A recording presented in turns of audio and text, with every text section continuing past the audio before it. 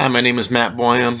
It is August 1st, 2013, and I'm here to give a very informal but hopefully impactful video series. It'll last, I'm guessing, between 20 and 30 days. And obviously it's informal because I'm wearing my Minnesota Timberwolves shirt, one of my first loves, the Timberwolves. Playoffs this year. Alright, most of these videos will be between 3 and 4 minutes long. However, this one will probably be 8 minutes long. But I hope you watch it, and I hope you are intrigued and get hooked and want to watch the preceding videos. So, without further ado, I'm here to discuss Calvinism and Arminianism. And for those of you who are familiar with Calvinism and Arminianism, you probably just turn this off because you're sick of the subject and you've heard too much about it and you're just exhausted by it. So I'm here to talk about it more. I'll get into the reasons why I'm doing this tomorrow, but for now I just want to state some definitions and go over some books I'm going to use, and that will be that for today. So 3 books I'm going to use. One is called The God Who Risks, Theology of Providence by Dr. John Sanders. Another is called Against Calvinism by Dr. Roger E. Olson. And the third one is called Why I'm Not a Calvinist by Walls, and I actually don't have the book on me right now, so I'll get back to you on the author. Okay. So what is Calvinism and what is Arminianism? Well, they're theological terms. Theology just refers to the study of God. So Calvinism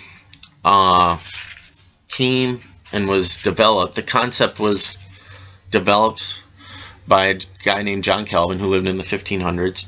And he did not originate the concept. It came from, well, some people would argue ancient philosophers, some people would argue the Bible, and some people would say St. Augustine in the 4th century, 5th century AD. Regardless, that's neither here nor there. So the theological system of Calvin and his followers, marked by strong emphasis on the sovereignty of God. So Calvinism is marked by a strong emphasis on the sovereignty of God, the depravity of human mankind, and the doctrine of predestination. Now I'm going to focus on 2 of those throughout this video series, namely the sovereignty of God and the doctrine of predestination. So that was from Merriam-Webster.com. My own definition, which will help flesh this out hopefully, is that Calvinism here refers to the view that God foreordains or predestines everything that is to happen. It's not just that he knows what's going to happen, but everything that happens is his will. So you take this to its logical conclusion, and this includes rape, murder, child abduction, human trafficking, famine, and what's known as predestination would be people being damned to hell. So in other words, people don't determine their own destiny. God, from before the creation of the time, before creation and before time, decided who's going to go to heaven and who's going to go to hell, and you can't do anything about it. Now some Calvinists would object to that, but that's what it comes down to. You can't decide. I shouldn't use the word decide, because even though I think that's a fair word, Calvinists don't. You can't determine your own destiny. We'll go with that. So, that's Calvinism. God ordains everything, including all evil.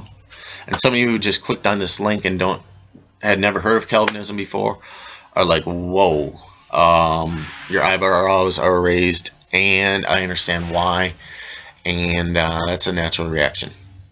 Arminianism, on the other hand, is that God foreknows everything that's going to happen.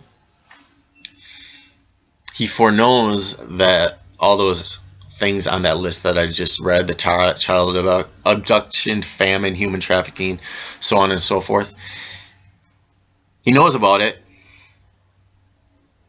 but it didn't originate in his will. In other words, he didn't will that it happens. And if it didn't originate in his will, it originated in another will. And those wills would be human wills, and spiritual wills, such as demons and Satan himself. Now, again, some of you hear me say demons and Satan, and you check out, but I ask you to hear me out. So, for example, murder. Someone gets murdered. Trayvon Zimmerman. Not to bring back the Trayvon and Zimmerman case, but I'm going to. Some would say it, whether he's, well, obviously he's found not guilty, but okay, that's a bad example. Let's go with an actual person who was convicted of murder. The murder originated, in the Arminian view, the murder originated in the will of the murderer. That's it. It came from him. His heart was in the wrong place, obviously, and out of that, he willed and he determined in and of himself to commit the murder. Now, the Calvinists would say God, they wouldn't use the word force, God in such a way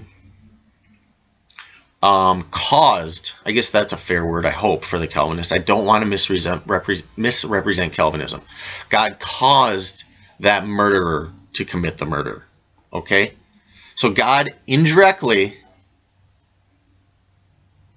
murdered that person. And I know Calvinists would have a heyday with that, and they would say, no. But that's what it comes down to. God indirectly caused the murder. Okay? And the murderer directly caused it.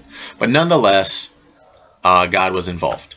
Now, the Arminian would say, no. I think I just went over this. No, it was the murderer. It was just his will. Okay. So that's what you should take from today. The definitions of Calvinism and Arminianism. But I do want to cover one more thing.